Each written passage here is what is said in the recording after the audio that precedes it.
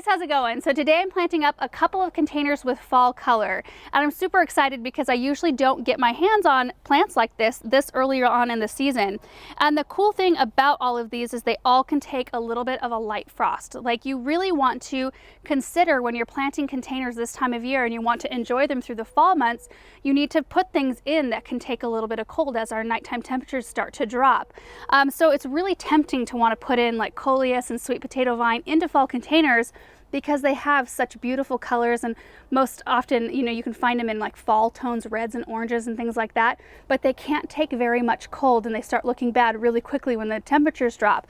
So I really just wanted to show you these plants as great options for that. So I've actually got two of these containers. One's on the ground. This is a little bit different than what I typically choose for containers because usually I go for kind of natural colors, but something about this mix, kind of that rust with this like light teal, really looks good. I think they're opposites, aren't they, on the color wheel, like orange and blue? I really like fall arrangements in these containers. I got these last year. So the first thing I'm going to do is I'm going to run my drip tubing. We're going to put these, I think, in an opening that goes to Versailles, like right on the end of the boxwood hedges, and I can tap into the drip system that runs to those. So I just run a length right under the pot like this, and then I can use this length. I'm going to give myself a little bit more than I think I'm going to need.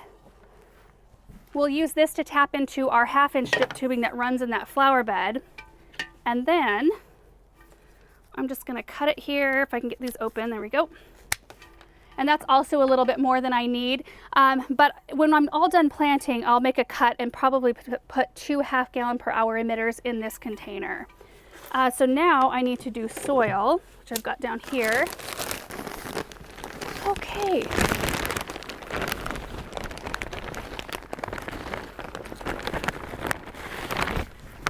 Oh, that's about perfect. So if we settle that down, I've got a couple inches left right there. Then we're going to add in our slow release fertilizer. And this stuff slowly feeds the roots of your plants for like 6 to 8 weeks.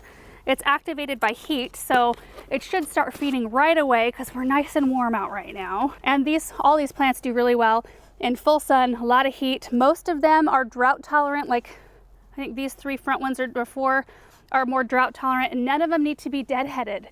So this is going to be an incredibly low maintenance container. Okay, so I'm going to start with my centerpiece first, and this is going to look a little bit small. Everything will right in the very beginning. But this grass right here grows about 18 to 24 inches tall, and I love this look for fall. Now you could put like a purple fountain grass. I mean, those are gorgeous grasses, but you also need to kind of consider how many other plants you're putting in a container, as well as how vigorous the plants are. And I think I've chosen all things that will play well together, play nicely, that there's really nothing in here that's going to try to overtake the other.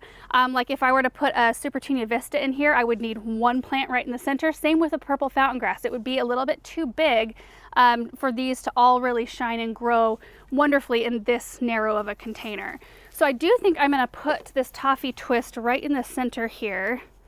So I think that will look nice, and I think you're going to be able to see these containers from all different angles, so I don't really want to back up my centerpiece.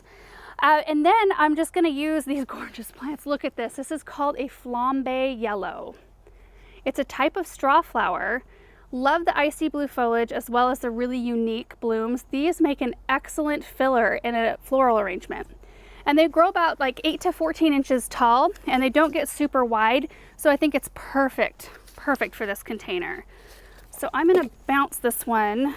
I might shift these around a little bit because I honestly don't know how I'm going to put this together exactly. I do want to put my Dichondra in the front. I should have done this one first. This is my spiller, Dichondra Silver Falls. Gorgeous icy blue that I think looks beautiful to put in fall containers, and it's strictly weeping. It doesn't really fill.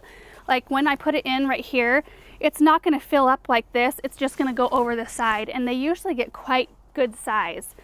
So since I knew this was going to happen, since this and this are very similar in foliage color, I'm going to put something in between them so that we've got a nice contrast and we don't really lose one of the plants. So I'm thinking we'll go with a Supertunia Honey, which these are a wonderful Supertunia. They're not quite as vigorous as a Vista, So we don't need to worry about this one getting, I mean, it'll get good size, but it won't take over like a Vista would. But the cool thing about this is all the colors it takes on. So you can see some like apricot pink and then some kind of mustardy yellow, gold tones, light yellow. I just think it's really, really beautiful. This one we're gonna put here. This is kind of a mess in terms of how I thought to design it. Okay, now on this side, I'm gonna use, this is called a Campfire Flame Bidens. This one also grows about 8 to 14, let me double check, yep, 8 to 14 inches. Beautiful fall colors right there. And this will be a nice filler. Let's see, where do I wanna put this one? Maybe on the back side right here. Gosh, you can't really lose. All of these are such pretty plants. So I'm just making sure because I kind of have 2 yellow tone plants. Those are opposite. My 2 orange tone plants will be opposite. And then my 2 blue foliage plants will be separated. Whoop, that's kind of what I'm going for here. This is Super Belle's Tangerine Punch right here. Look at that. We used quite a bit of this, I think, in our containers along the fence line. Erin used one and I used one in an arrangement. They're both doing really well. Okay, so see that how these more bright colors are separated and then the yellows are separated. And I think that that's perfect, you guys. So that's 6 plants in this container. I want to say that the opening is about 14 inches here. Now, and it all depends, like I said, on plant choice, knowing how your plants grow. Read the tags. They're so helpful to know like how big of an area to give them. Of course, plants stay a little bit smaller when you restrict the amount of room you give them to grow. But this one should be very happy in the space that I have planned for it because all of these really like full sun. So now I'm going to grab the second pot and get it all set up and ready to plant.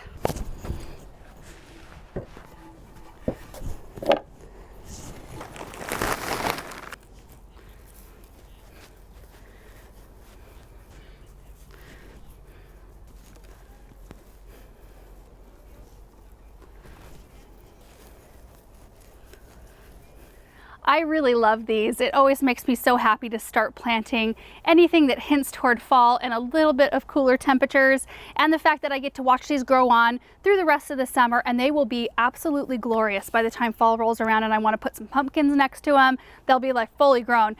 So you will notice because I am flanking a walkway, I planted them kind of opposite. So I did the grass and the dichondra the same, but you'll notice that the honey supertunias, all of these plants match kind of in their placement. Like the Super Bells are both on the outside, and that way it looks like a nicely designed pair, I think, in the end. But I wanted to show you the backside.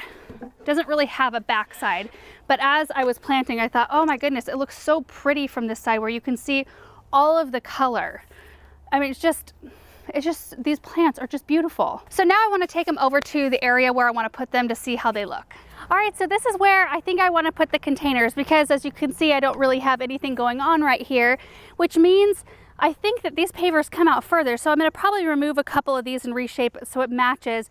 But I think putting one on either end is going to be pretty. So let me get them placed here real quick. So now I have to decide which way I want the dichondra to face. Yeah, I think that'll be really gorgeous. And then let me show you, see right here, there's our drip tubing to our boxwood hedge. So I can grab a straight coupler and just couple right into that drip tubing so that these will be maintenance free in terms of watering. All I'll have to do is come out with my water soluble fertilizer once a week and fertilize, because it's still important no matter if you're planting at the beginning of summer, middle of summer, end of summer, in fall, it's still important to make sure you're feeding your plants. So let me place this last one. We'll see how it looks. A little bit of a slope here. All right guys, so that's it for this video. I think I'm just gonna mess with these pavers. I'll get them hooked onto drip. Then we'll get some pictures of these. And so hopefully we'll be able to show you some after shots later on in the season. Thank you guys so much for watching this video, and we will see you in the next one. Bye.